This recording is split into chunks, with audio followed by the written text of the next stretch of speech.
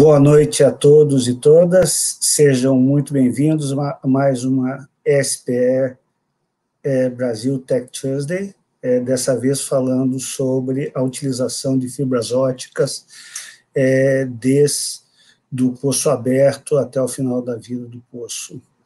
Nós teremos 3 especialistas da Schlumberger e 3 como palestrantes e 3 especialistas da Petrobras moderando esse evento, ou seja, será uma discussão extremamente rica aí com esses 6 grandes especialistas nesta área. Como sempre, eu vou passar alguns avisos, falar um pouquinho das nossas atividades. Deixa eu começar pedindo, né, gente, curta, compartilhe e se inscreva, né, no canal da SPE Brasil, isso é muito importante para a gente. Falando um pouquinho, então, das próximas Tech Tuesday, hoje, então, nós estamos falando sobre fibras óticas com o Nick, Steve e Alejandro da Schlumberger. Na semana que vem, nós vamos estar falando da utilização de dados corporativos para o incremento da performance de poços com Augusto Borella. O futuro dos combustíveis fósseis com a Priscila Moxidlover. A introdução à avaliação da integridade de dutos com Ivan Tese e Maurício Pacheco, o Elton Santana falando da integridade mecânica na segurança de processos, o aprendizado com acidentes de instalações offshore, o André Leibson falando de fundamentos da hidráulica de perfuração, Josué Maria falando de fatores humanos na área de óleo e gás, perspectivas de soluções, Ali Bin falando de intelligent completion nos projetos brasileiros, segundo a ANP. Pode passar?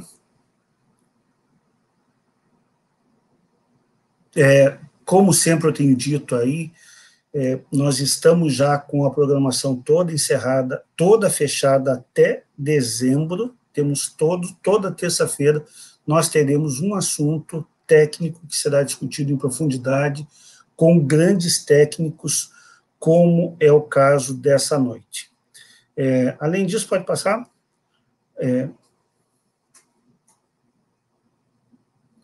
Além disso, nós temos mais algumas atividades. Estou utilizando aqui o meu poder presidencial para fazer propaganda da minha apresentação, que será na segunda-feira, dia 24. Eu vou fazer o que eu mais gosto de fazer, que é falar da estimulação de poços de petróleo, um webinar, então, dia 24, segunda-feira, às 18 horas. Também, no início do próximo mês, a gente vai ter o início do minicurso do reservatório e refinaria, uma versão moderna do poço ao posto, será um mês de curso,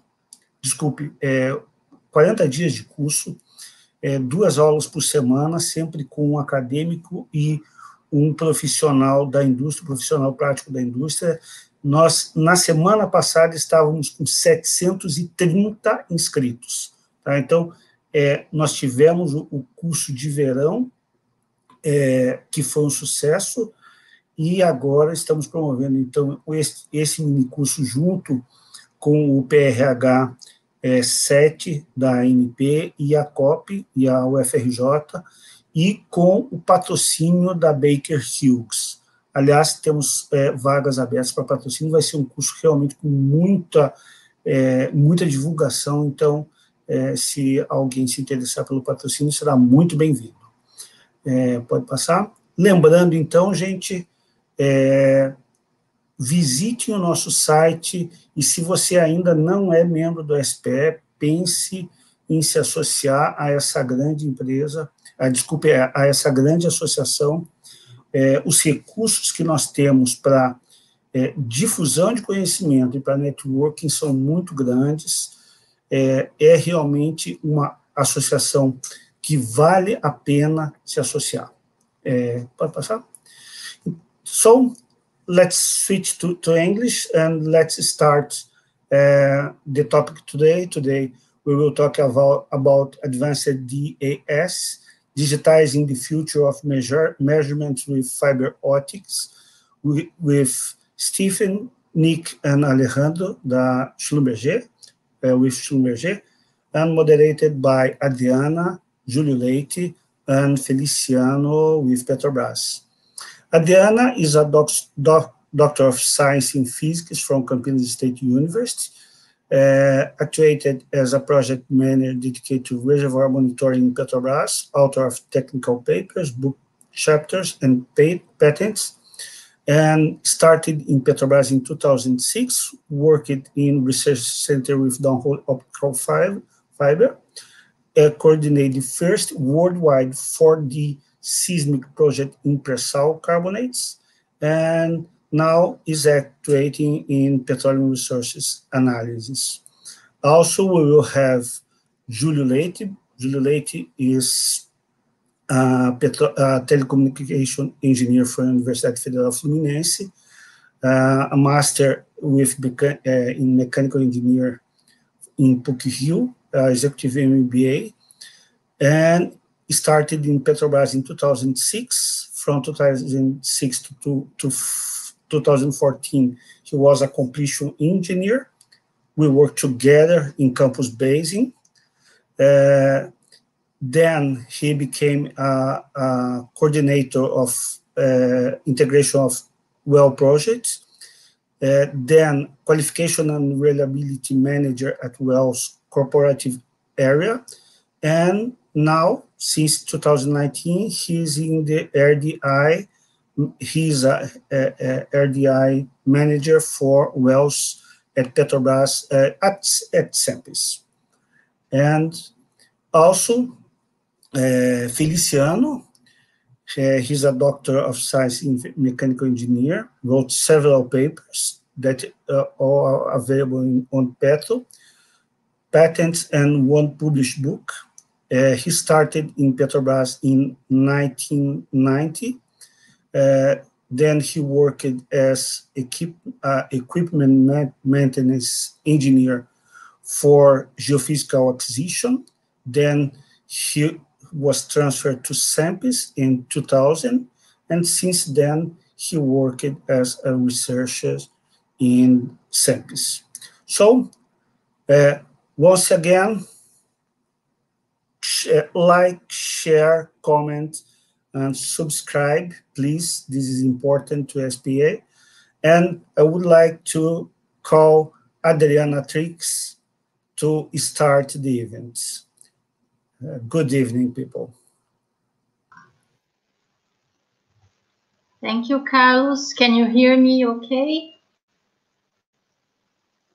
Right. Good evening, everybody. It's a pleasure for me to be here today. I'm going to introduce Alejandro, one of the 3 speakers we are going to have for this event. Alejandro has worked in Schlumberger for the past 20 years. He's currently the Western Hemisphere Geophysics Domain Champion for Schlumberger. As a principal geophysicist, his role involves advising on borehole seismic technology, both VFE and microseismic. Alejandro's experience stretched several positions in Schlumberger, from surface seismic, engineering, marketing, and operations support. Alejandro is the author of Schlumberger book, Fundamentals of Borehole Seismic Technology, and he holds a PhD in Engineer Seismology from Imperial College and Bachelor and Master Science in Civil Engineering from the University of Los Andes in Colombia. Thank you, Alejandro, for being here today and sharing your experiences. So, Júlio, would you like to introduce Stephen? Yeah, of course. Thank you, Adriana. So, I would like to introduce my colleague, Stephen. Stephen is the Schlumberger Global Domain Manager for Well Production Systems, focusing on the next generation of well architectures for the energy industry and domain support to extract resources in the most responsible manner. He started his career in 1991, and the background of Stephen is the well testing, research and development, and for the most of the time in his career with intelligent completions on Schlumberger in order to striving to improve the utilization of the well completions for simplify productions and reservoir management needs. Welcome, Stephen. So, Feliciano, would like to introduce our friend Nick.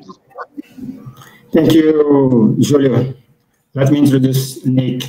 It's a pleasure to be here. So, Nick is currently the reservoir performance, fiber optics, geophysics, and acoustic product champion for Schlumberger. These roles involves managing the technology development and the 4.0 transformation for the aforementioned domains. Prior to that, Nick was the Schlumberger Microseismic and Fiber Optics Business Development Manager. Nick was previously the Wireline Evaluation Services Operation Manager for North America Land and the first Wireline Global Remote Operation Manager for Schlumberger. Nick earned his bachelor degree in petroleum engineering from the University of Alberta in Canada, and he has since worked for Schlumberger since the 70 years. So before send the screen to Nick, just a few words regarding the subject itself. Fiber optics distributed sensing, it's not new for the industry, but it had a lot of development recently, and this became a very important topic for the whole industry. And this is the importance of this subject today. Nick, we expect that you have a very good presentation, and the screen is yours. Thank you very much. Okay, so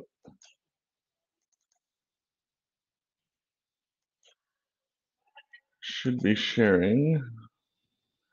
If someone can just confirm that they can see the screen. Perfect. All right, so good evening, everyone, and thank you to the SPE chapter in Brazil for the opportunity to present today. It's an honor to present to everyone, and appreciate everyone taking time out of their day to join. So just start with a bit of a quick overview. As was mentioned, fiber optics is not a new technology in the industry, but as we innovate and develop the capabilities of the technology, we're really changing the number of applications for the technology and the number of domains that it touches. So really, you know, it started out in our industry focused on the oil and gas applications, and we've really broadened out to the broader energy and adjacent industry applications. And then from a domain approach, we're really touching most of the domains now involved, from well construction all the way to abandonment of the well. So we've got borehole seismic, which we're going to focus on today, injection and stimulation monitoring, which is not a focus today, strain monitoring, microseismic, production logging, which is going to be another focus of today, and well integrity. And really, one of the main benefits of fiber optic measurements is they really are conveyance agnostic in a way. We have the ability to acquire the same measurements and therefore generate the same answer products, whether it's on coiled tubing, wireline, slickline, or permanent fiber installed as part of the completion. So just a quick overview here of the outline of the presentation today. So we're going to cover a little bit about optical interrogators, the measurement principle. We'll go on to some advanced signal processing, some of the latest innovations that we have, a little bit of a focus on coupling. Coupling is really a key factor to consider, especially when we're talking about some of the strain measurements and the borehole seismic and microseismic measurements. We'll cover some of the conveyance options for wireline deployment and some of the latest innovations on that front. And then flow profiling, the completion deployment, and some of the latest innovations on permanent fiber installations. And then we'll conclude with borehole seismic. So just start out and really just to differentiate into two of the kind of key optical interrogators that we're looking at. First is for DAS, so the distributed acoustic sensing. And these applications are mostly around the borehole seismic and some of the flow applications and strain. And the key innovations, you know, this is what's sort of unique to the downhole measurements aspect of fiber optics is a lot of the innovation is happening in the optical interrogator, which means it's iterating very fast. So you're seeing in the industry a lot of focus on improving the dynamic range. You know, fiber optics are now exceeding the levels capable of a geophone, although still in a single component measurement. You're seeing a lot of focus in the spatial resolution, driving that down to sub-meter levels coming up in the near future. And then on gauge length capabilities, you know, industry now is capable of doing gauge lengths anywhere from a meter all the way up to several hundred meters. And then on top of that, you know, on the low frequency end of the DAS measurement, there's been a heightened focus lately on the temperature sensitivity. So the sensitivity to change in temperature, which has some very fundamental applications in flow profiling and as well in leak detection. And then, you know, we're complementing measurements on the DAS side with measurements of distributed temperature, so the DTS. The DTS technology is obviously where fiber optics started in the energy industry, and this has been around for a lot longer, but still a lot of improvements being made on the temperature resolution and on the spatial sampling. So to highlight a little bit on the physics of measurement, typically, and this is zeroed in on the DAS measurement, so typically most of what you see today is a phase coherent measurement, so looking at the Rayleigh backscatter.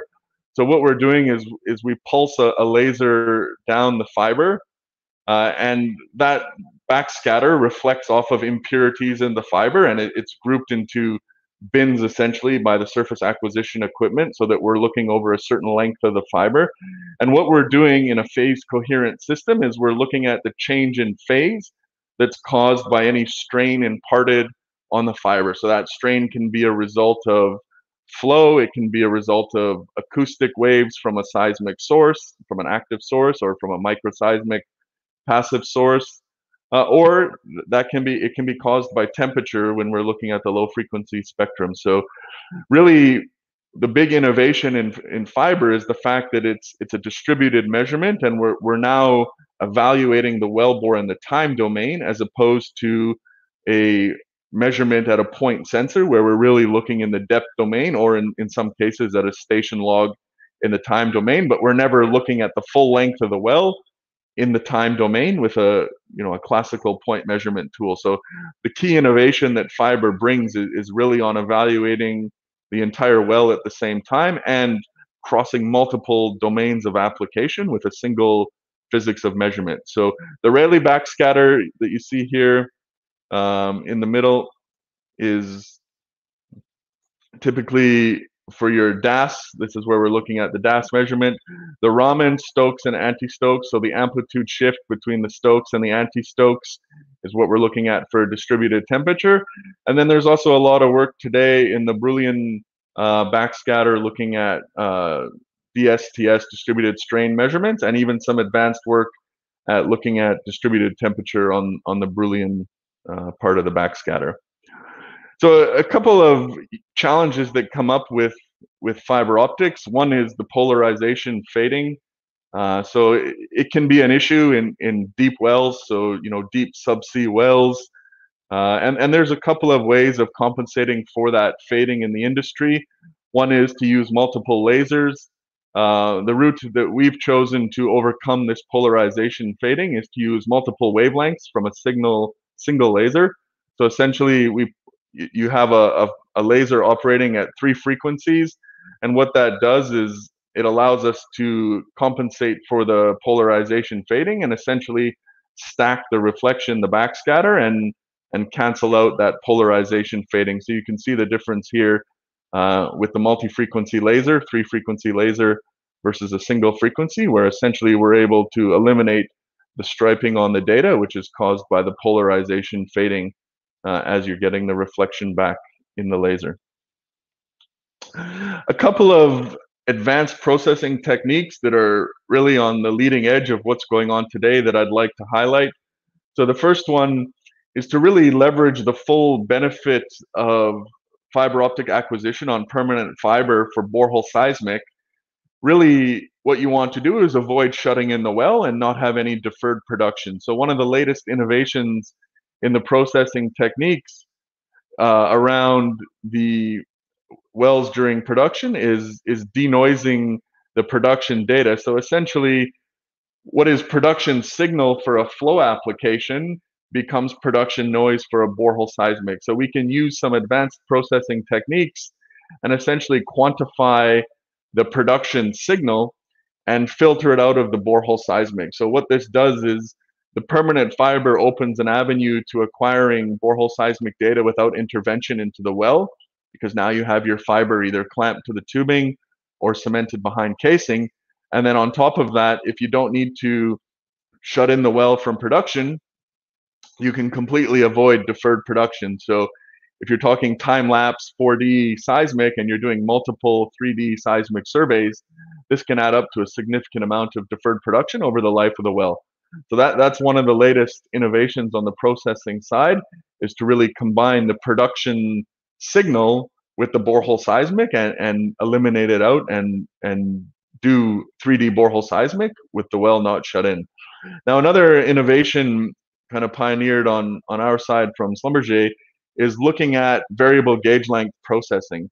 So typically, you know, that if you try and select a single gauge length, you're going to pay some consequence, either at surface by missing some of the frequency content, or at TD by losing out on the signal to noise ratio. So this advancement in variable gauge length processing, what it does is it enables post-acquisition gauge length adjustment to the raw binary data, so that you can extract the best quality data and preserve signal to noise and frequency content at surface without having to sacrifice signal to noise at TD of the well. And what that enables is really to optimize the gauge length over the entire length of the well and come up with the best possible frequency content and signal to noise ratio for your data set. Now, when it comes to borehole seismic and any formation measurement, strain is another good example. If you're looking at stimulation environment, the coupling of the fiber is fundamental. So we've taken an approach where we use a finite analysis model to really model and predict the coupling of the fiber, whether it's wireline deployed or deployed as part of a permanent installation on a completion. And essentially what this model does is it tells us either how to optimize the spacing of the fiber protectors on a completion installation, or how much tension to relieve from surface in a wireline deployment to maximize the coupling of the fiber optic in a well that's less than 5 degrees deviated. So typically this becomes an issue when wells are near vertical. Now, in the bottom left here, you see an example of just validating this model.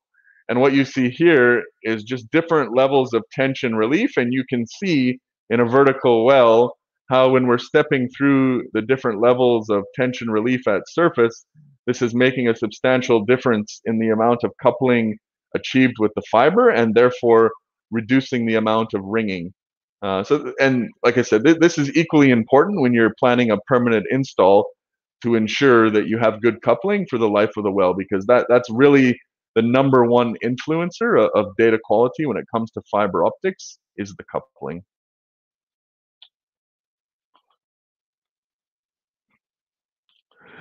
So just to look at some of the latest innovations on the wireline deployment for fiber optics. So what we're using today, and you know, this is as of 2021, just released late last year and put into use in 2021, is really a new generation of hybrid electro-optical heptacable. So essentially, this is your standard wireline cable with 7 conductors. But what we've done is we embed 2 fiber optics, 2 single mode fibers inside 2 of the conductors, and still maintain a safe working load of 18,000 pounds.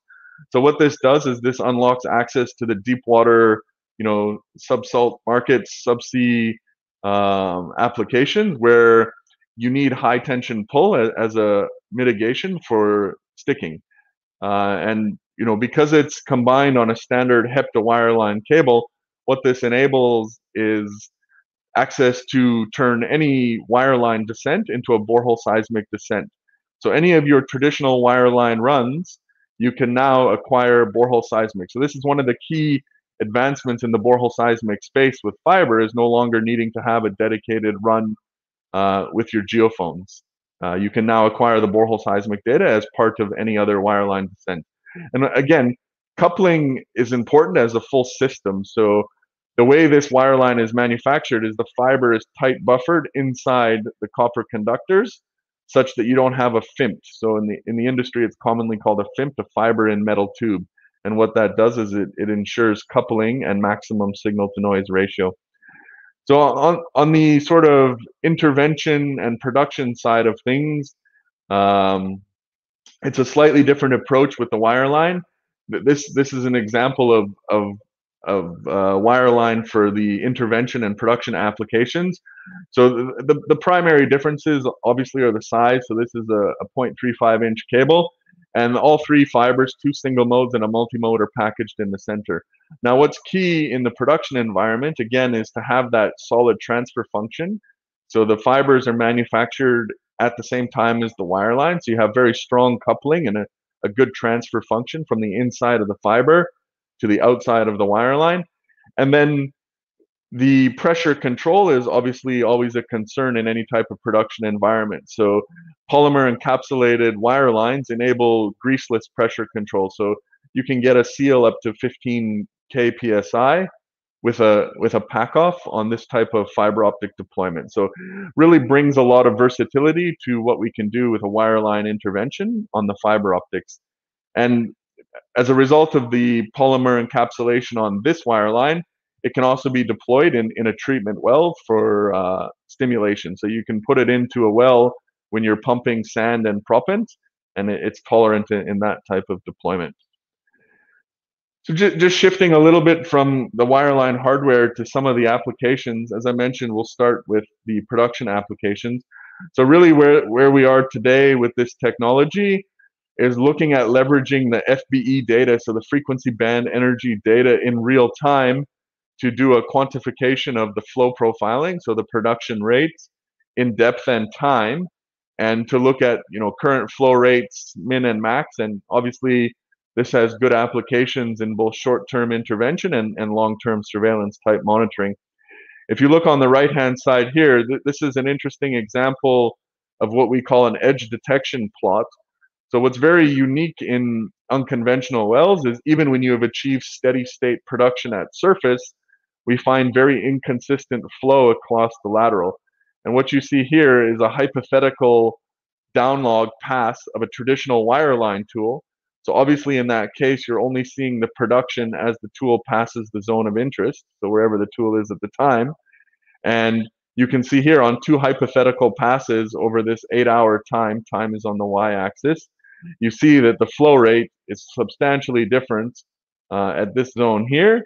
And at this zone here, it's in fact, this cluster is not even producing during the downlog, a hypothetical downlog, and it starts to produce just after that. So fiber optics really brings a lot of power in terms of understanding the dynamics of the reservoir and how the well is flowing, particularly when it comes to interference monitoring. If you want to vary the production on a neighboring well and understand how it's impacting the production on your current well, you really can't do that with a conventional wireline tool. You need fiber optics across the entire sand face, across the entire reservoir, to really understand the dynamics of what's going on. And this type of edge detect product from fiber allows us to qualitatively assess the flow and to understand both the production dynamics and any interference monitoring.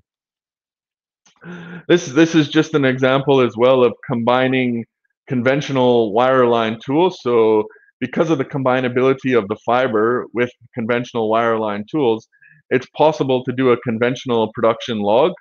So this is what you see here, a conventional production log, and then do that in combination with the fiber optics. Because again, the one assumption you have to make with conventional wireline production logging is that the contributions below the tool remain constant as the tool moves. And we see, particularly in the unconventional space, and we're actually seeing it in the conventional space as well, that assumption doesn't necessarily hold true. So combining the conventional PLT with fiber also enables you to shortcut the well stabilization time, because you're able to quantify the transient flow with the fiber you can actually reduce the requirement to wait for stable flow and still acquire a production log. Okay, so I'm going to hand over to Stephen here to introduce some of the hardware on the completion side, and then we'll continue on. Stephen? Thank you very much, Nick, and much appreciated everybody for your time today. So Nick talked about some of the conveyance and theory behind the fiber optic DAS and DTS. What I'd like to kick off with really is continuing on the conveyance perspectives and take a look at some of the options for the permanent installation. Essentially, we split into two different buckets. One is dry tree application, and the second one is the wet tree. So, like was mentioned at the beginning of the presentation, fiber optics in wells is not a new application. What is new is some of the conveyance and some of the technology and the digital aspect associated with this very, very rich measurement across the acoustics and temperature, space, and strain. So if I start off with a very conventional type of application in dry tree, a typical land type of a well, you might find this in the unconventional type of space. Then a very good coupling of the fiber is to place it on the back of the liner and cement that in hole, the liner to surface or the casing all the way to surface. The only challenge there really is associated with identifying the orientation of that fiber, such that when you actually perform a perforation activity or perforation clusters, you're able to effectively orient away. But this is done quite conventionally. I would say is very, very commonplace in today's world. Now, clearly, because the fiber is actually placed along the length of the lateral here, then one can extract out the flow or even the stimulation portion during that part of the production or injection activity on that particular well, because you have the fiber placed across the reservoir. The other key comment I'd like to make here is because of the cementing of the fiber behind the pipe, you have by default, at least as long as the cement job is in good quality, you have by default a very good coupling, acoustic coupling of that fiber line behind the pipe, behind the casing with the formation wall, for instance, for the seismic application. And the surface interrogator is exactly the same as Nick was mentioning on the theory part, is really placed at surface. Of course, you need to have a wellhead outlet from your wellhead. Nick, could you please go to the next slide? So if I take this to the next level and then take a look at a typical alternative type of scenario, it could be offshore dry tree, or it could be a land type of dry tree where there is a sand face or lower completion, so a two-stage completion where there's a reservoir-based completion and upper completion. One of the challenges has always been to be able to connect the fiber between the two. So being able to get that fiber into that reservoir section. So this is a very common occurrence, is that the fiber is placed in the upper completion only as part of the upper completion tubulus, clamped to the tubing, so inside of the casing, and of course down to the production packer if there is one, or whichever sealable packer, whichever is in your completion. Now this obviously negates the ability to acquire the flow profile and the inflow or injection performance across the formation interval, but still allows a level of integrity and production assurance capability from the fiber optic sensing distributed with depth and with time, and of course facilitates also some seismic applications as well. The coupling, however, here is also, back to Nick's point, is also a key area with respect to microseismic and seismic application, is that the ability to connect mechanically the tubulars with the casing, and of course the associated cementation, and whether there's multiple casing strings behind the primary casing, this one will potentially impact the coupling of the measurement to the formation. Please advance to the next one, Nick. So one method of deploying the fiber against or through the reservoir section is to deploy the fiber on a perforated tubing, for instance. So below the upper completion, deploy a perforated tubing or a perforated dip tube, if you will, that goes within the reservoir completion section. Clearly, there are upsides of this, and one of the upsides is you're able to deploy that measurement now across the formation and therefore be able to demonstrate or be able to acquire stimulation information and flow information. The downside, of course, is that you are taking some of the production space by that dip tube itself. Even with it being perforated, it takes up some room and there are some deployment challenges associated with that. So whilst it is utilized quite a lot out of necessity, it's not an ideal situation. And please go to the next one, Nick. So one way that has been tackled is to really to introduce a two-stage, let's say, connectors. So what's highlighted here at the bottom of that image is a downhole wet mate, which is really connecting the upper and lower completion and the fiber connection between the two. And this particular aspect for dry tree applications is really a matter of connecting two hydraulic tubes. If you can go to the next animation, please. So what we bring into the image here that you see in the middle section is actually the downhole wet mate. What this actually does, if you can click one more animation, please, Nick, and you'll see how this actually operates. You have a stinger on the upper completion side and a receptacle on the lower completion side. And what essentially it's doing is it's bringing together two hydraulic tubes, the upper and the lower completion. The two hydraulic tubes you saw mated there in the middle of that animation are really what is mated downhole. Please click on the next animation, Nick. So following the introduction and the connection of the upper and lower completion and those control line tubes being mated, then you can, from surface on this dry tree application, you can pump your fiber down one side of the fiber line or the control line tubes. That fiber is taken down and pumped down past the turnaround sub, and typically will be pumped up the other side. So you have a double-ended system with a turnaround sub. So you see how the fiber is pumped down through that wet mate connector and then round the turnaround sub, and it comes back up the other control line tube. This is quite a commercial service. It's actually been deployed for many years, upwards of a decade anyway.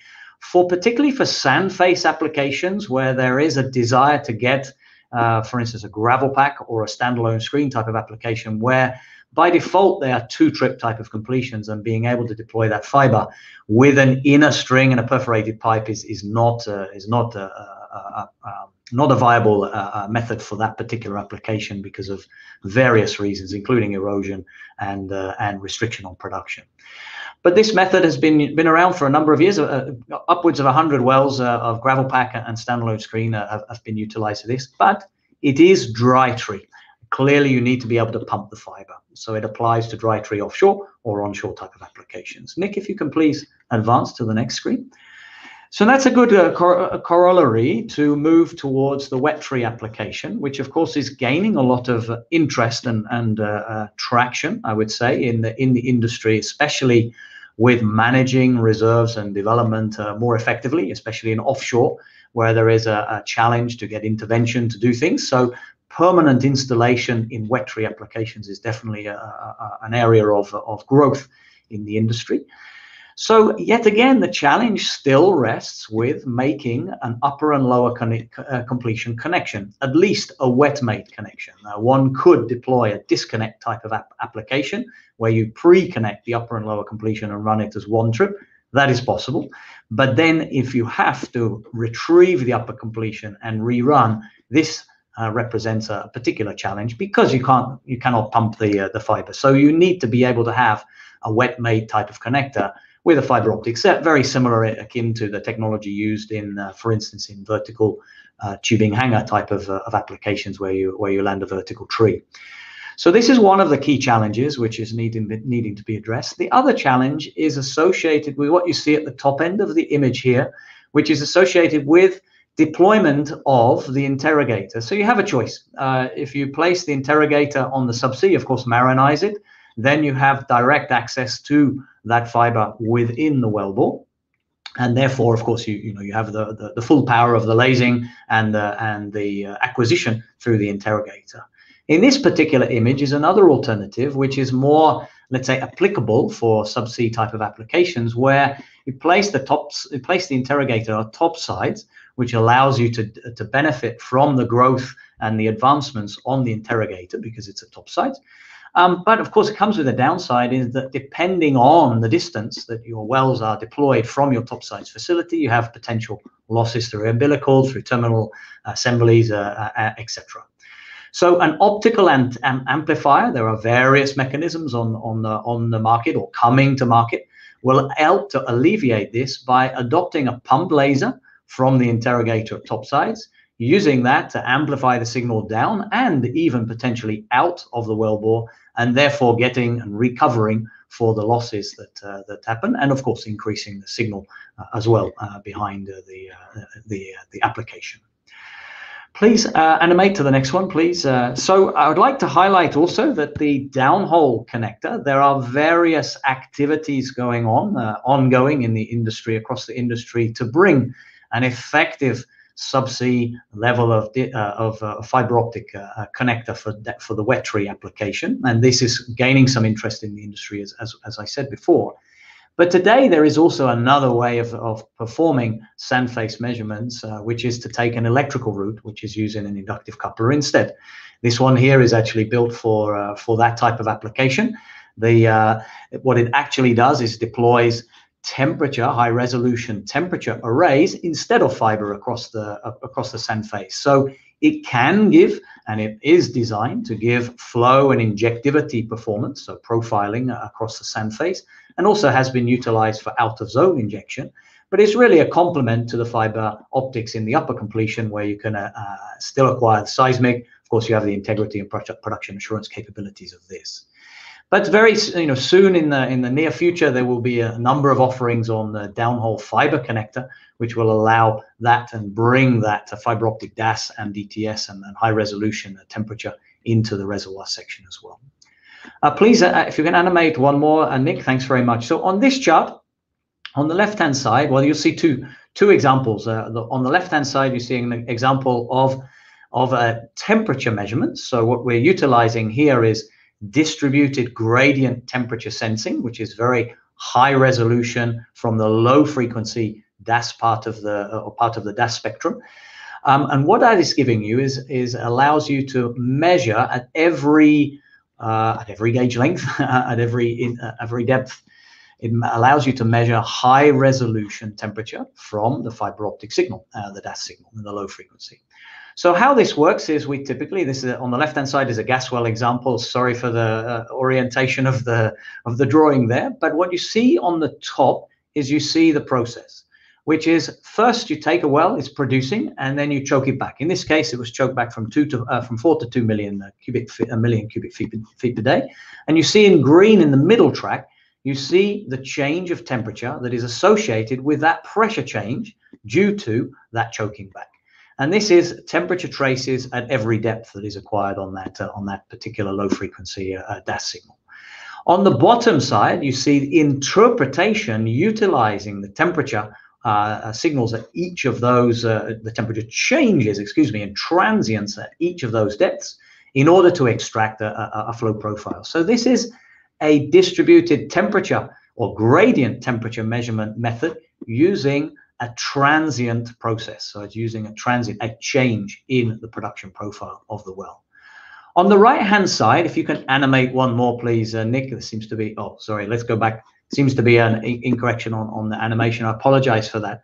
What you'll just see on the vertical side is very simply is that you'll have at the top, you'll have a production profile, which is very similar to what you see on the top left. And you will pass this is an oil well, so you go from a flowing period. You will take the same process, you'll choke back during those 1, 2, and 3 that you see there, and then you'll go back to a flowing period. So we actually provide a transient temperature. And if you just highlight on that blue curve in the middle there, Nick, what you'll see associated with the first part of the transient is really the adiabatic heating.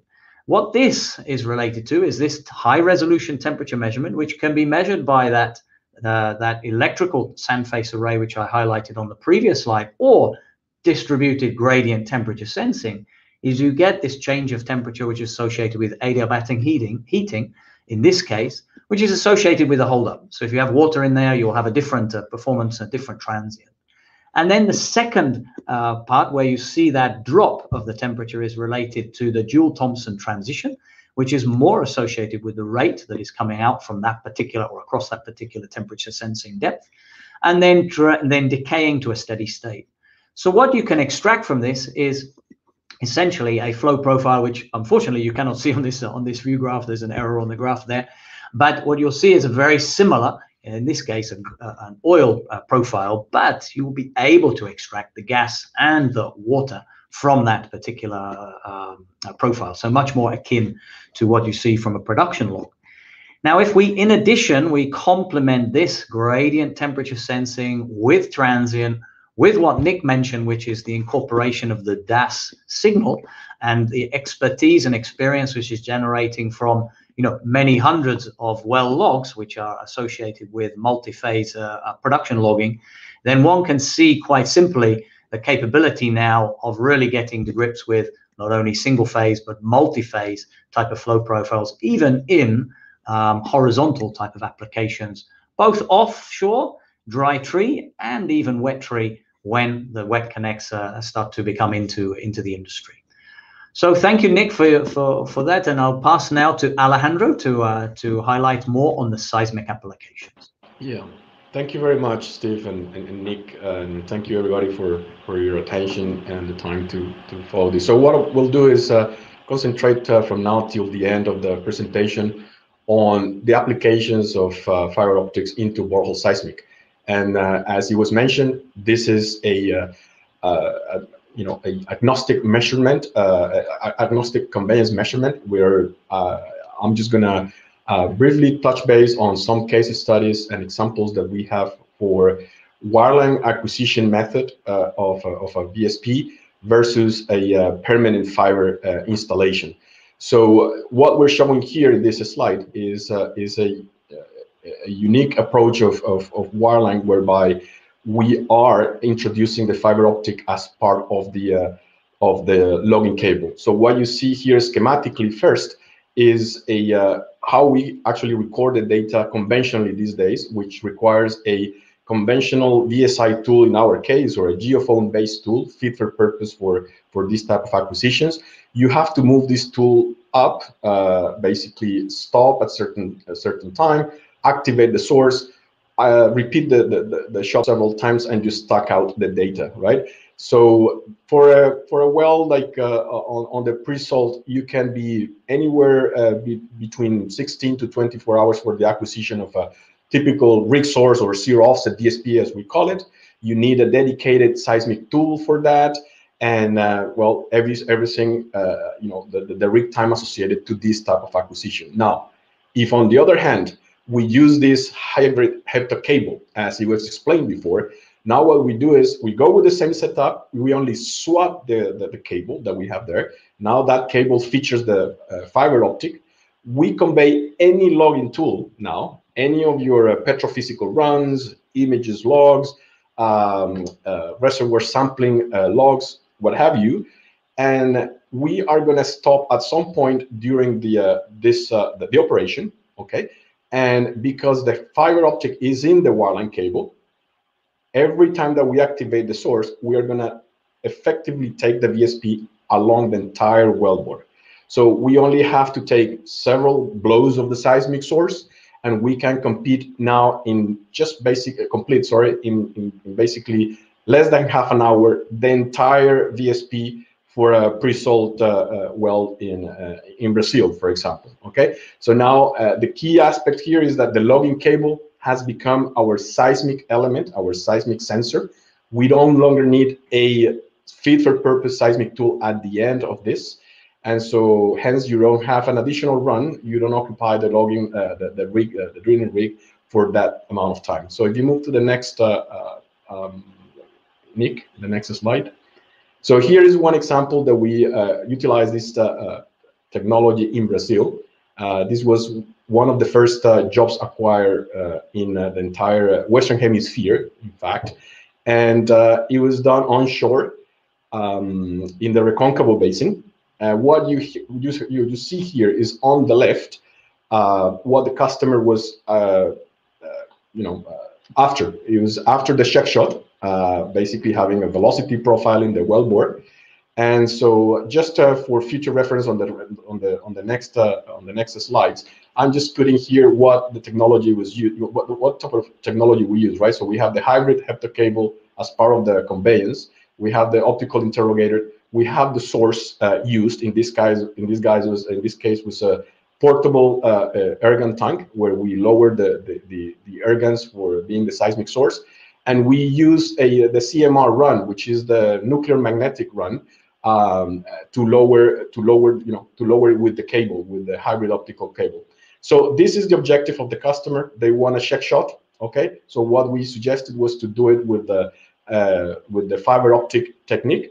And what effectively we did was that when we lowered the CMR, or the nuclear magnetic tool, we have to stop there for doing the actual antenna tuning of this tool. You have to remain stationary in the wellbore for a period of 15-20 minutes, and it was a perfect time for me to activate the source. And in that case, I not only took the data that the customer was interested, right? You can see the red profile here is the sonic data. We're overlaying the seismic velocities from the fiber optic, which are really good match, okay? And on top of that, I could also extract the VSP corridor, and I did that without any additional rig time. Why? Because I used a intrinsic part of the operation where I had to remain stationary, and I saw no rig time whatsoever for this type of acquisition here. A feature of this particular job is the fact that we did it in a well that was nearly vertical. There was only a small deviation towards the end, but essentially this well was vertical. So you can see that coupling wise, the data is very, very good. Next slide, Nick. So here is now moving more into a more familiar environment, offshore. I'm showing here a job coming from Norway. And in this particular case, very interesting, the customer wanted to run the HDVS with the reservoir sampling tool, our MDT, okay? So what happened as part of the operation, they breached, they basically have a whole restriction where they couldn't pass this signal here with this yellow line. And at that point, the customer decided, let's do the acquisition with the fiber optic. So that's what it was done. And meanwhile, they said, well, since the MDT is a bigger diameter tool, let's try to negotiate that restriction with the actual VSI, well, the actual geophone tool, which is a much slimmer tool. They couldn't get past this point either. So from that point, the customer decided, let's acquire the geophone-like data as well. So they immediately got two data sets of different technologies to compare straight one-to-one, right? So what you see here on the left is exactly that comparison as a zero offset corridor stack product, if you will. So if you look at the trace that is very close to the middle of the panel, you see the VSI data on the left and the HDVS or fiber optic to the right of that panel. And you see the correspondence of every single horizon of interest or reflectivity series there. That is basically one-to-one in terms of amplitude for the most part, and also on the well tie analysis, if you will. Going back to the seismic section that we got on the right-hand side, now you can see that after all this whole restriction was cleared out and all that, the customer obviously logged the reservoir section. No more seismic was involved in there, but obviously there was sonic logs, right? So now we can compare the entire synthetics below the restriction side, and we can also compare not only the corridor stack above that restriction place, from the yellow line above, but also the look ahead portion of both the geophone-based data and the fiber optic data. Once again, the correspondence between the two is one-to-one. Minor differences in amplitude and some of the reflectors of interest, but that's expected from any type of measurement. So overall, the correspondence of the two measurements is very good on this particular data set. Next slide, Nick. So here is a more dramatic and even challenging environment where we're now deploying a VSI. So now, yes, we are making a hybrid, let's say, seismic acquisition. That was the objective of the job. So we conveyed a VSI 16, meaning 16 shuttles or 16 of this 3C component, three-component geophone tools. with the optical cable. So once again, we're looking at the correspondence between the geophone tool, or our VSI, versus the fiber optic tool. And you can see the correspondence of the reflectors of interest, all of them tying 1-to-1 here. Now, just bear in mind this wellbore. If you look at the extreme, the far right, the wellbore section and the deviation of it is basically, or essentially, a vertical well. There's a small kick halfway into the reservoir zone, but it quickly turns back into a a vertical well. So for what matters, this well is essentially vertical. And now what you see here on the central panel is acquiring walkaway data, okay? Walkaway data, and it's looking at only the fiber optic data here. So for those of you that are familiar with the walkaway data, which is a single shot data, offsets here are in excess of 8 kilometers. So the boundaries of this common receiver gather are beyond the 8 kilometers distance from the wellhead. You can see that the data is rivals to anything that you see on geophones. Very good, accurate first breaks. You can see all the multiples, downgoing multiples, and you can also still see some reflections where that marker is going right now. So even from the raw data, you can see there is excellent data quality here. The benefit of this particular acquisition is that while the customer was focused on the three-component part of the survey with the VSI, okay, that it required for this anisotropy walkaway to have the 3C, the three-component element of a geophone tool, the HDVS, or the fiber data, was being acquired simultaneously with the geophone data at no rig time, again, cost at all, right? So all this effort, if you were trying to do it with a conventional geophone tool, it would have taken weeks of acquiring this data. Next slide. So this is now moving into a permanent installation. So this comes from North Africa, and it's on the left-hand side. You see the schematics of this completion. So the upper completion had a fiber strapped around the production tubing, and what was done in this particular well. So it was basically making a multi-line walkaway acquisition, as seen in this little panel here on this middle top. And the purpose of this was doing anisotropy calibration for a surface seismic reprocessing.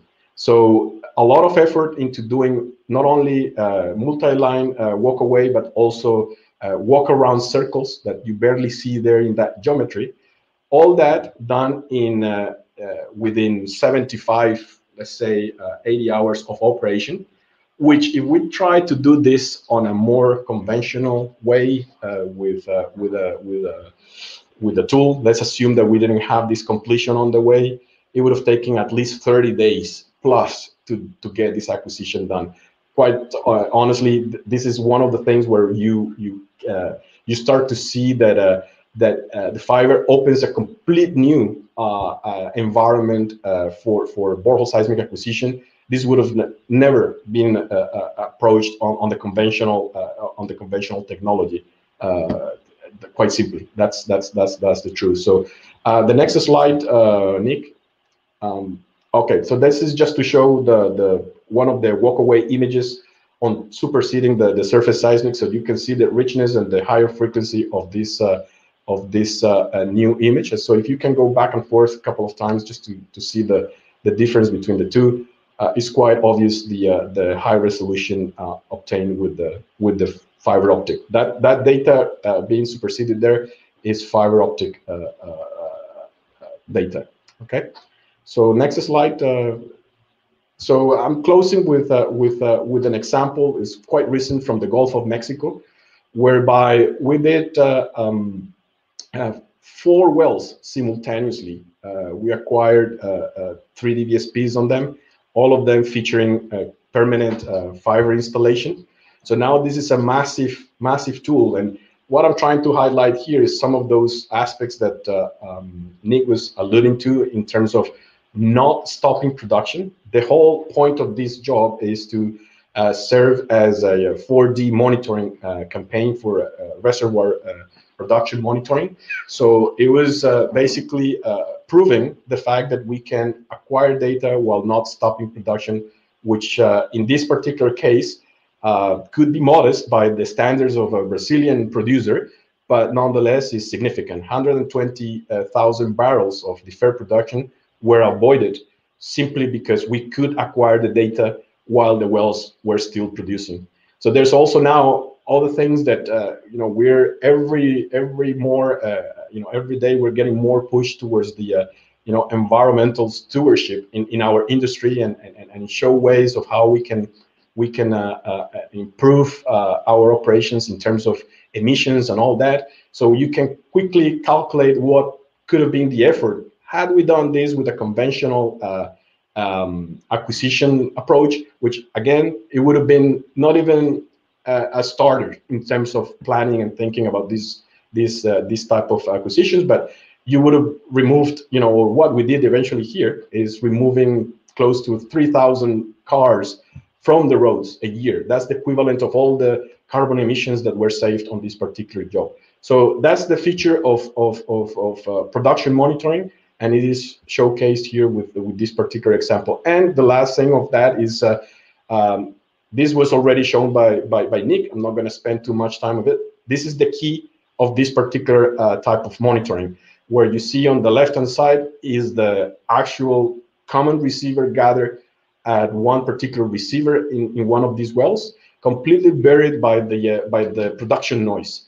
And with some multi-domain filtering techniques, basically some of the techniques will work in the common receiver gather, others in the short receiver gather, others will be more successful in the, for example, tau-p type of domain. Then we can achieve what you see on the right-hand side panel, which is a clear and clean shot that can be obviously utilized for seismic imaging and migration of what we are going to do next.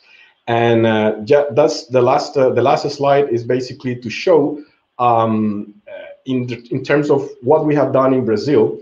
All these jobs in fiber optics come really from the wireline conveyance point of view. So we're actively working in Brazil with this technology. So just you all guys know, it's available there. And those red dots are somehow the geographical type of description where those jobs have done. Some of the key elements there in terms of depth that we have acquired, type of sources that we did for onshore wells. We have done it with multiple tool combinations, so it's all that proven. Okay, so any logging run basically can serve as a excuse to do the seismic on one of these wells, and we have several publications coming after that. And yeah, the last slide now is basically the conclusion. I think it's closing the loop of what we are seeing here from the borehole seismic point of view. You can do a lot of things with fiber optics these days in terms of all the geometries that we do currently in the industry. Few things will need probably a hybrid approach with geophones, and others will acquire some tweaks on the geometry itself. Those are noted here. However, the advantage of trying to do this with fiber optics is that it will bring something that the geophone obviously will never ever do, which is using the actual technology for other measurements and applications, such as all that were mentioned by Nick and Steve in production, flow, and all the rest. So with that, I think we conclude the presentation, and we're open to discussions and questions.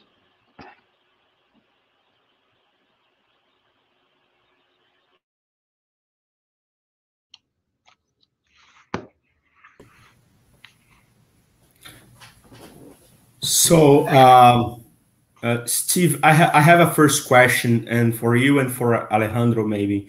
How do you see the business model for the introduction of this on the permanent installation? Just the equipment, or the equipment and the service provided for the analysis on the reservoir? how do you see the business model for this? Do you want me to kick off, Alejandro, and then you want to complement? Yeah. So, Julio, thank you for the question. So I can't comment on the details of the business model, but just in general, right? There is a hardware component, clearly, with respect to, for instance, the more permanent applications. And alongside that, there would be some surveillance capabilities, of which there would be a certain level of capability, which you can get from, let's say, routine surveillance type of activities. So, for instance, maybe it could be a flow profile, for instance, could be generated with a certain degree of accuracy, with a more sort of streamed type of application. So this would be a surveillance business model, which would be related to, streaming of data, right? But as with many of these examples, there is a degree of certainty associated with that surveillance method. So if we then go into something that requires a bit more detailed application, for instance, a more detailed interpretation, a particular type of analysis, or for instance, for a seismic, then there would be a service or interpretation and maybe even a reprocessing part of the business model would be associated with that. So it's really dependent upon the resolution or the sensitivity or the difficulty of the result, which will drive the amount of effort required. Clearly, as time goes on over the years, as analytics, as digital machine learning evolve, there will be more of those more detailed applications will turn into surveillance products, but there'll always be an opportunity to improve on those measurements. You cannot get all of the capability by automation alone. Alejandro, do you want to comment on that? Sure, I fully agree. The surveillance part and the complement that borehole seismic will bring into let's say, for example, in the 4D seismic arena, which clearly at the basic level, what any operator is interested in getting at a large area to monitor production. Yet there's going to be always obstacles in the area, whereby the 3D VSP will be better posed to basically help or at least improve into the combination of the two surveys. That's one. The other thing is that obviously it will provide let's say the holy grail or quintessential velocity calibration at the depth at the well location. So any 4D or monitoring surveillance program in terms of seismic will require a very fine, very detailed and very well-known velocity profile that the combination of joint tomography between the two will be good. And in all these 4D campaigns, that's the last aspect of it. These 4D campaigns, well, they're obviously expensive, obviously logistic intensive to address on a basing on a field basis, and they will have to be done, I don't know, every other couple of years. However, if there's a need to see something specific on a particular well, you can actually approach that with a 3D VSP, more focalized type of surveillance from the seismic perspective. That's all I can bring here. Maybe Nick has some other points to make there. No, thank you. It's good enough. Thank you. Good answer. Alejandro. Oh, sorry. Go ahead. Can I go? Okay, thank you. So for three of you, thanks very much for the nice presentation. Alejandro, I'd like to address a question that a colleague has written here. Jorge Sobreira, he says, the future in optical is optical for sure. But let me ask, what has been done in Schlumberger in order to bring back the multi-component character of the fiber? Well, maybe that's more on the hardware side. I don't know, Nick, if you wanna take the lead on that. Yeah. So today, I mean, fiber is obviously a single component measurement, and it's a scalar measurement. What I can say, and we can't go too deep into the R&D aspect of what's going on, but there's certainly a lot of work ongoing to bring a vector component to a standard fiber optic. So still utilizing a basic single mode fiber and extracting a vector measurement out of that. That's currently a field that's certainly being worked on, and there'll be solutions on the horizon for that. But today, we're limited with single component scalar type measurement, but that'll be changing in the future. Absolutely, this is the direction it's going. I mean, one of the things that I will say, Adriana, just to complement that, is that at least on the surface seismic, and that was my last slide, or when I had the table with some of the comparisons of one-to-one type of technologies, is that you can overcome some of the limitations of the one component of the fiber by doing the 3D effort on the source, right? So if you need to bring some of the lacking because of no horizontal information coming into the fiber, at least you can bring that dimensionality from the source effort. So that will partly offset that part. Other fields like microseismic, will potentially benefit from just having not only one well but several wells that are instrumented. Now they can bring the 3D aspect of all this, because yes, for the time being, everybody is limited for the 1C, I guess. Is that fair? Yes. By the way, I was wondering if you have any example of your system application with microseismic, in the sense of detecting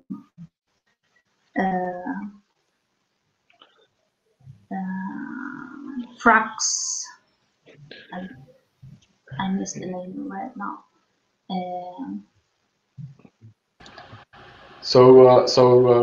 I guess the answer for that, and Nick, you can also step in.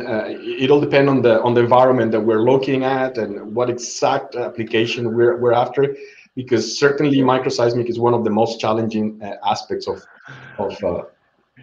fiber, right?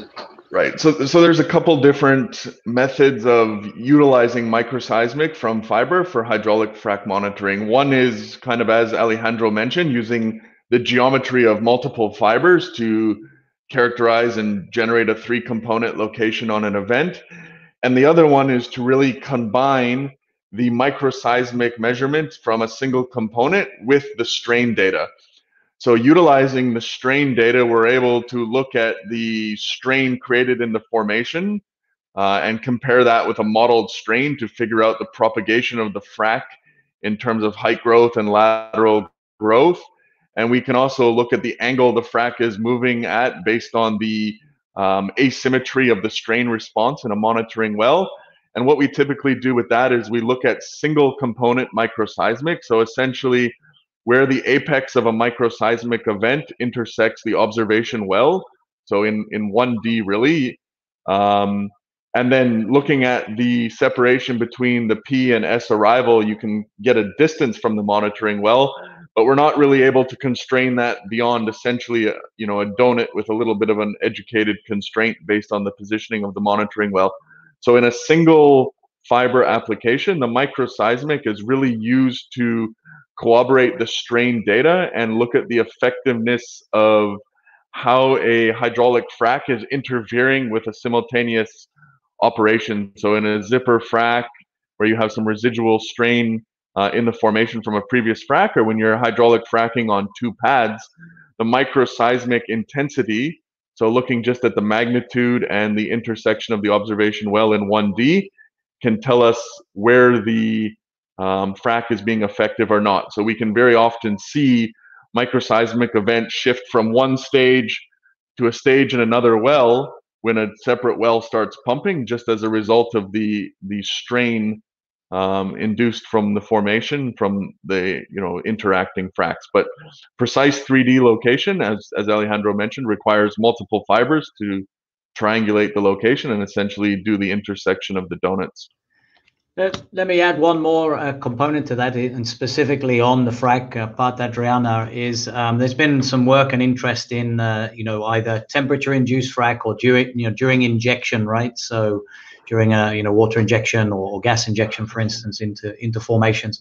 So there's a bit of work that has been done also on the response of tube waves set up by the pumping, from actually injecting, and the pumps that are injecting into the well, and the attenuation of those and the impact of a frac propagation. So there's been a little bit of work in research to look at the impact of the width as the frac is growing. You see the width, or you are able to interpret the width because it impacts the tube waves that are being propagated from surface in the pumping operation. But that doesn't tell you about the depth of the frac necessarily. You have to have a different model for that. So the microseismicity and what Nick was mentioning on the strain, when you combine them all together, I think you have quite a digital interest there to constrain the problem and get a lot better specificity. Yeah.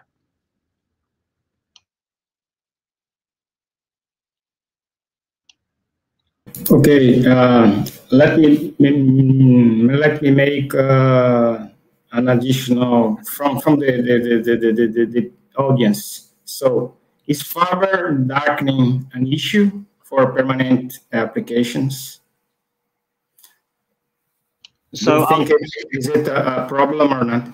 Yeah, so there's been a lot of work over quite an extensive period of time, Feliciano, to the audience member, on fiber darkening, including doping of fibers, etc. Right. So I would say that today there's still obviously some lifetime associated with the installation of fiber optics in permanent applications, but that is extended out now. It's considered to be equivalent to a permanent measurement. Now, there are occasions, particularly when you are generating free hydrogen ions downhole, where there still is some challenge. But in general, I would say that this has been resolved to the satisfaction of permanent measurements of 10 plus years of application. Right now, where you have potential for leak, for instance, I mentioned already about connections and things like this. This is where there is additional risk of course, fluid entry or effects on the fiber itself, where it's not metal encased. Okay, so I hope I addressed the question from that. I don't know, Nick, if you had anything to add on that. Yeah, I think you summed it up pretty well. It's obviously the hydrogen that causes the darkening, and as Stephen mentioned, there's some techniques now that go to mitigating the ability for the hydrogen to penetrate in, but obviously, it still eventually gets its way in. But yeah, there's definitely different techniques to prolong the life of the fiber. And there's another question from the audience as well, but now related to the connections and cables and the quality of those regarding the result for the application itself. How is the impact on cables and the right cables and the right connections over the results for the application? So maybe I'll take it from the permanent side initially, at least. So there's as the industry is aware, there's a lot of work on different types of fiber, and I think was mentioned in this, multi-component for the acceleration or for the geophysical application, but there's also a number of different fiber applications. So in general, single mode and multi-mode today, from a connection perspective, when you're making it up on the rig and you're actually making those connections, that one is matured sufficiently. It is a time-consuming type of operation because you need to be able to splice it correctly.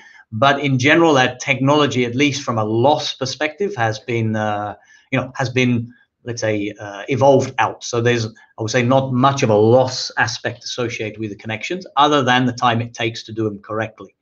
Now, when you talk about wet mate connections, that's a different story, because the wet mate connection, whether it's at the tree level or whether like I was mentioning on the discussion, downhole, this obviously has an additional component of risk associated with whether it's debris or fluid entry, and there are a number of technologies or approaches to mitigate that. And that's still an area of development, I would say, for many of for much of the industry, is to maximize the reliability of those type of downhole connections under a wet environment, if you will, especially with some debris, etc. Right. So that's my comment on that. And then with respect to the rest of the infrastructure within, let's say, a subsea infrastructure or connections and terminal assemblies, those are generally reasonable quality, right? They're quite mature. And what really need to do is to make sure that one understands the range of optical losses and is able to account for that. And that's where things like optical amplification have a role to play in this type of application. So I hope it answered the question. I don't know if there's anything else to add to that discussion. Yeah, I think just to add on, oh, sorry, go ahead. No, I think so. I think you covered. Nick, go ahead, please. Yeah, I was just going to say on a temporary deployment, it's obviously a much easier problem to mitigate.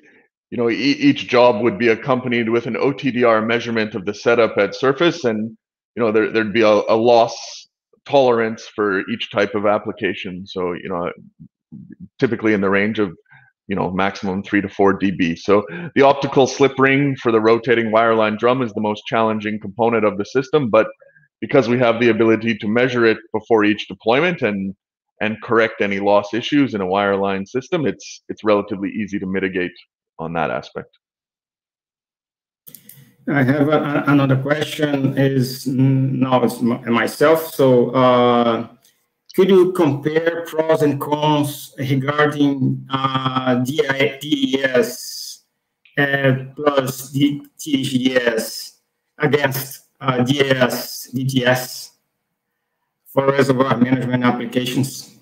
So what is the benefit, pros and cons, when using one and the other? Because there are different ways to use in terms of equipment, in terms of methodology, and so on and so forth.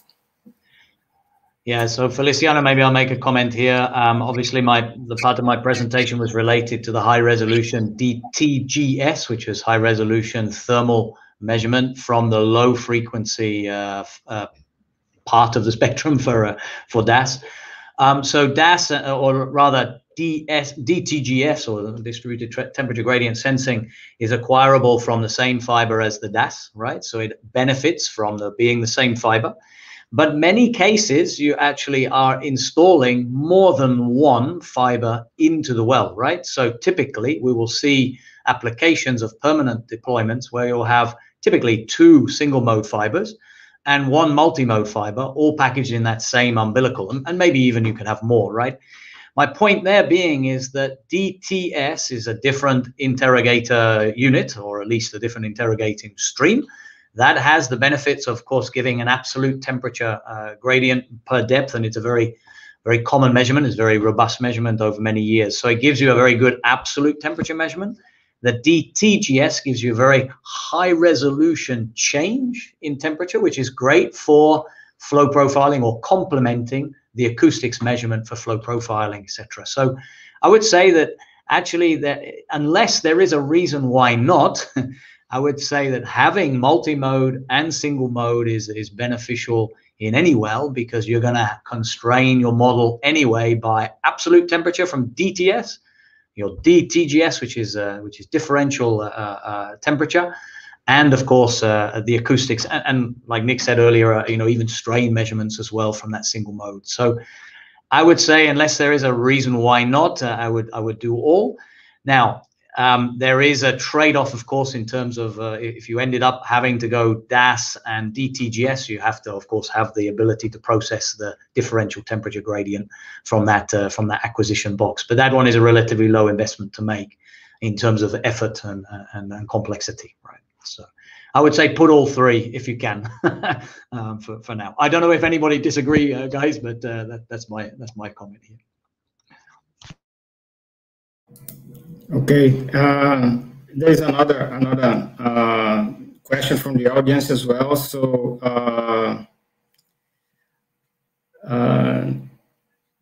he says, could you talk a little bit more about signal processing and the data generated during the measurements, and how do you process and store this high amount of data?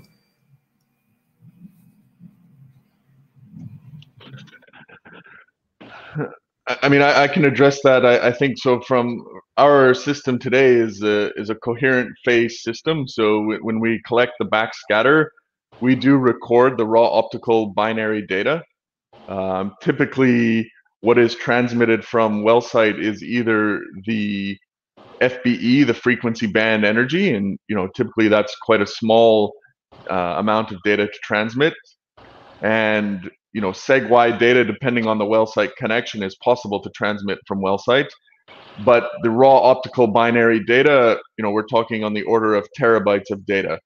So there's significant benefit in acquiring the raw optical data, in that you can go back and change the gauge length and reprocess with different gauge lengths. But obviously, the offset of that is the fact that you have to be able to manage tens of terabytes of data at well site, and you either have to have very powerful edge processing, or you send that data to town on a hard drive to process. In terms of the phase extraction, I think we can't really mention too much in this forum on how specifically that works, but what we are doing is just looking at the change in phase along the reflector across the multiple wavelengths of the laser that are pulsed. So 3 wavelengths pulsed, and we're looking at the change in phase over the change in length along the spatial sampling. So we'll sample at 12.7 centimeters, and then yeah, we have an extraction algorithm to deconvolute that phase and turn it into the seg-Y product. So I can complement something here, just to see on the geophysical aspects of this, in terms of processing and there were mention of filtering and how we handle this data. You have let's say 2 blocks of the workflow for processing, which is at the end of the day, data coming from DAS and data coming from geophones will be essentially processed with the same tools.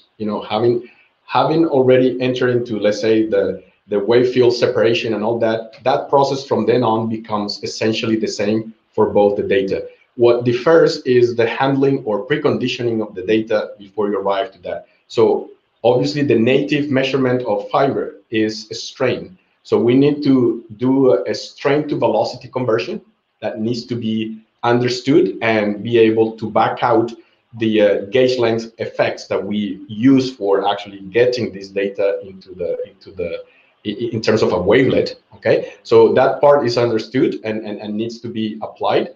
So there's various workflows and different approaches to do this, but essentially this conversion needs to be done, and also it needs to be done depending on the survey and the geological conditions that we're in.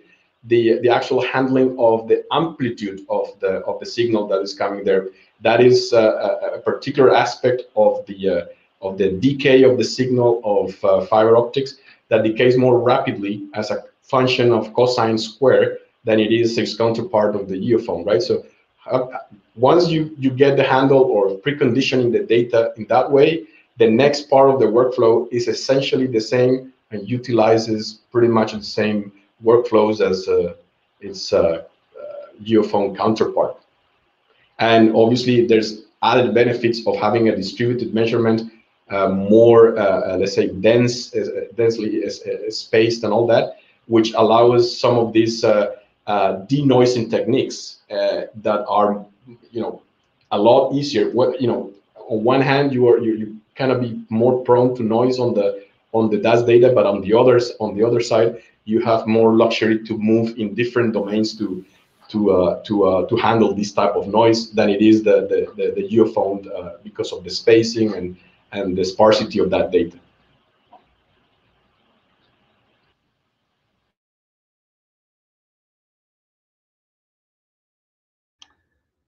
I believe there's a question here from Carlos on related to the stimulation. Would you like me to try to address that,